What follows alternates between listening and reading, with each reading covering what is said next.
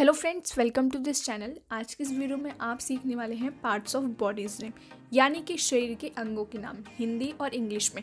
काफ़ी ज़्यादा स्टूडेंट्स को शरीर के अंगों के नाम हिंदी में पता होते हैं, पर उन्हें इंग्लिश में पता नहीं होता है कि बॉडी के किस पार्ट को क्या कहा जाता है। तो अगर आप सीखना चाहते हैं तो इस वीडियो को आप लास्ट तक देखें। इस वीडियो को देखने के बाद आपको शरीर के जितने भी पार्ट्स हैं उनको इंग्लिश में उनके नेम याद हो जाएंगे। तो चलिए इस वीडियो को शुरू करते हैं। बॉडी के सबसे ऊपर के भाग को कहते हैं सिर, जिसे हम कहते हैं इंग्लिश में हेड।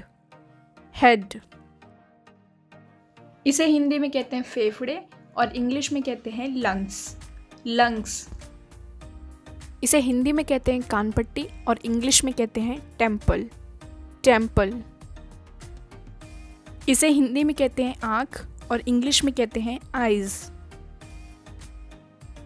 इसे हिंदी में कहते हैं पुतली और इंग्लिश में कहते हैं बॉल, या फिर आप कह सकते हैं प्यूपिल। इसे हिंदी में कहते हैं ठोड़ी और इंग्लिश में कहते हैं चिन। इसे हिंदी में कहते हैं भौहें और इंग्लिश में कहते हैं आईब्रो। इसे हिंदी में कहते हैं नाखून और इंग्लिश में कहते हैं नेल्स। इसे हिंदी में कहते हैं पलके और इंग्लिश में कहते हैं आईलिड्स। इसे हिंदी में कहते हैं मुंह और इंग्लिश में कहते हैं माउथ। इसे हिंदी में कहते हैं कलाई और इंग्लिश में कहते हैं रिस्ट, WRIST, रिस्ट। इसको रिस्ट नहीं पढ़ेंगे, इसकी प्रोनाउंसिएशन होती है रिस्ट। इसे हिंदी में कहते हैं हाथ और इंग्लिश में कहते हैं हैंड। इसे हिंदी में कहते हैं अंगूठा और इंग्लिश में कहते हैं थंब। इसकी स्पेलिंग है THUMB, पर इसकी प्रोनाउंसिएशन होती है थंब। इसे हिंदी में कहते हैं एड़ी और इंग्लिश में कहते हैं हील, HEEL, हील। इसे हिंदी में कहते हैं मुट्ठी और इंग्लिश में कहते हैं फिस्ट, FIST, फिस्ट। इसे हिंदी में कहते हैं खोपड़ी और इंग्लिश में कहते हैं स्कल। बहुत सारे स्टूडेंट्स इसे गलत तरीके से प्रोनाउंस करते हैं। बहुत सारे स्टूडेंट्स जो है इसे सकल पढ़ते हैं, पर इसकी प्रोनाउंसिएशन एक्चुअल है स्कल, ना कि सकल। इसे हिंदी में कहते हैं पेट या फिर उदर और इंग्लिश में इसे कहते हैं स्टमक, STOMACH, स्टमक। इसके लास्ट में CH आ रहा है तो इसकी प्रोनाउंसिएशन जो है वो क की हो जाती है, यानी स्टमक। इसे हिंदी में कहते हैं उंगली और इंग्लिश में कहते हैं फिंगर्स। इसे हिंदी में कहते हैं कोहनी और इंग्लिश में कहते हैं एल्बो, ELBOW, एल्बो। इसे हिंदी में कहते हैं हथेली और इंग्लिश में कहते हैं पाम, PALM। इसमें L जो है वो साइलेंट है, तो इसे प्रोनाउंस करेंगे पाम। इसे हिंदी में कहते हैं चेहरा और इंग्लिश में कहते हैं फेस। इसे हिंदी में कहते हैं हड्डी और इंग्लिश में कहते हैं बोन। इसे हिंदी में कहते हैं कांख और इंग्लिश में कहते हैं आर्मपिट।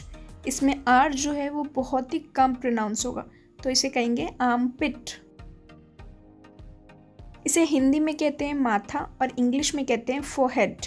इसमें जो R है वो बहुत ही ज़्यादा कम प्रोनाउंस होगा, तो इसे कहेंगे फोरहेड। इसे हिंदी में कहते हैं रीढ़ की हड्डी और इंग्लिश में कहते हैं स्पाइन। इसे हिंदी में कहते हैं पिंडली और इंग्लिश में कहते हैं काफ। इसमें भी L जो है साइलेंट है, तो इसे प्रोनाउंस करेंगे काफ। इसे हिंदी में कहते हैं खून और इंग्लिश में कहते हैं ब्लड। इसे हिंदी में कहते हैं गर्भाशय और इंग्लिश में कहते हैं यूटरस, UTERUS, यूटरस। इसे हिंदी में कहते हैं आंत और इंग्लिश में कहते हैं इंटेस्टाइन। इसे हिंदी में कहते हैं गाल और इंग्लिश में कहते हैं चीक। इसे हिंदी में कहते हैं तलवा और इंग्लिश में कहते हैं सोल। इसे हिंदी में कहते हैं नसें और इंग्लिश में कहते हैं वेन्स। इसे हिंदी में कहते हैं पीठ और इंग्लिश में कहते हैं बैक। इसे हिंदी में कहते हैं कंकाल और इंग्लिश में कहते हैं स्केलेटन। इसे हिंदी में कहते हैं पैर और इंग्लिश में कहते हैं फुट। इसे हिंदी में कहते हैं टांगे और इंग्लिश में कहते हैं लेग्स। हिंदी में इसे कहते हैं कंधा और इंग्लिश में कहते हैं शोल्डर। इसे हिंदी में कहते हैं गला या फिर गर्दन और इंग्लिश में कहते हैं नेक। इसे हिंदी में कहते हैं दांत और इंग्लिश में कहते हैं टीथ।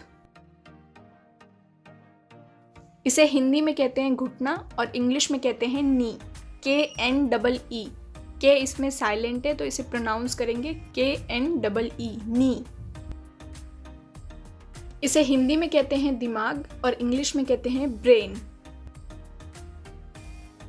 इसे हिंदी में कहते हैं जांघ और इंग्लिश में कहते हैं थाई, THIGH, थाई। इसे हिंदी में कहते हैं कमर और इंग्लिश में कहते हैं वेस्ट। इसे हिंदी में टखना कहते हैं और इंग्लिश में एंकल कहते हैं, ANKLE, एंकल। इसे हिंदी में होठ कहते हैं और इंग्लिश में लिप्स कहते हैं। इसे हिंदी में जीभ कहते हैं और इंग्लिश में टंग कहते हैं, TONGUE, टंग। इसे हिंदी में बाल कहते हैं और इंग्लिश में हेयर कहते हैं, HAIR, हेयर। इसे हिंदी में नाक कहते हैं और इंग्लिश में नोज कहते हैं। इसे हिंदी में कान कहते हैं और इंग्लिश में ईयर्स कहते हैं। इसे हिंदी में स्तन कहते हैं और इंग्लिश में ब्रेस्ट कहते हैं। इसे हिंदी में डायफ्राम कहते हैं और इंग्लिश में भी डायफ्राम ही कहते हैं, इसमें G साइलेंट है। इसे हिंदी में कोशिका कहते हैं और इंग्लिश में सेल कहते हैं। कोशिका यानी सेल, जो हमारी बॉडी का सबसे छोटा यूनिट होता है। इसे हिंदी में जिगर कहते हैं और इंग्लिश में लीवर कहते हैं। इसे हिंदी में हृदय कहते हैं और इंग्लिश में हार्ट कहते हैं। इसे हिंदी में गुर्दा कहते हैं और इंग्लिश में किडनी कहते हैं।